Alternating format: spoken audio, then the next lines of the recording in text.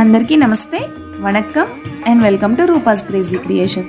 అందరూ బాగున్నారా ఫ్రెండ్స్? కొన్నిసార్లు మనకి అసలు వంటే చేయాలనిపించదు కదా. రోజు ఇదే పని, ఈ రోజు ఏం వండాలరా దేవుడా అని ఆలోచిస్తాము కదా. అలాంటి టైంలో ఇప్పుడు నేను చూపించబోయే రెసిపీ మీకు చాలా హెల్ప్ఫుల్గా ఉంటుంది. తక్కువ టైంలో చాలా ఈజీగా చేసుకోవచ్చు. జస్ట్ 5 మినిట్స్ స్పెండ్ చేస్తే చాలు ఈ రెసిపీ కోసం. అదే ఇవాల్టి మన స్పెషల్ రెసిపీ గుల్ల శనగపప్పు పొడి. So let's check it out. దీనినే కొంతమంది గుల్ల శనగపప్పు అని, పుట్నాల పప్పు అని, వేయించిన శనగపప్పు అని రకరకాల పేర్లతో పిలుస్తూ ఉంటారు. దాంతో ఈరోజు మనం రెసిపీ చేయబోతున్నాం. నేను 1 కప్ గుల్ల శనగపప్పుతో చేస్తున్నాను. దానికోసం ముందుగా పాన్ పెట్టుకుని పాన్లో 2 టీ స్పూన్ల జీలకర్ర వేసుకోండి.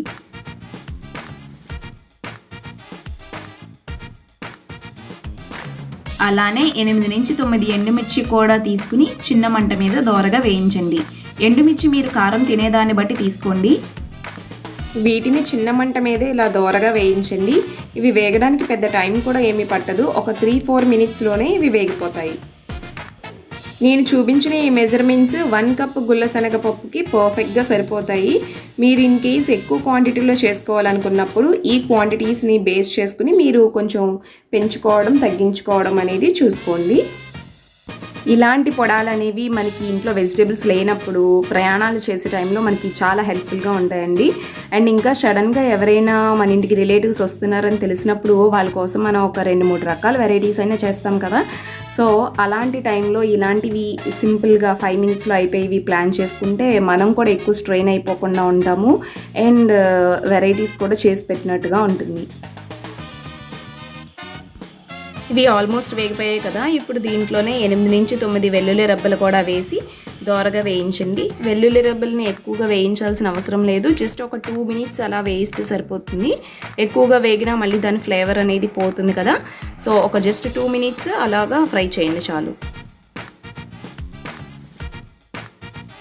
దోరగా వేయించుకున్న వీటిని ఇప్పుడు ఒక ప్లేట్లోకి తీసుకుని 1 నిమిషం పాటు చల్లారనివ్వండి.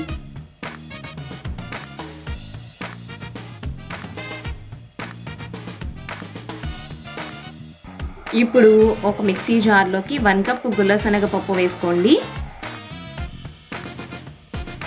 అలానే ముందుగా దోరగా వేయించి చల్లారి పెట్టుకున్న ఎండుమిర్చి వెల్లుల్లి మిక్చర్ కూడా వేసుకుని తగినంత ఉప్పు, నేను 1.5 టీ స్పూన్ ఉప్పు వేసాను. అండ్ 1/2 టీ స్పూన్ పసుపు కూడా వేసుకుని దీన్ని మూత పెట్టుకుని మెత్తగా మిక్సీ పట్టుకోండి.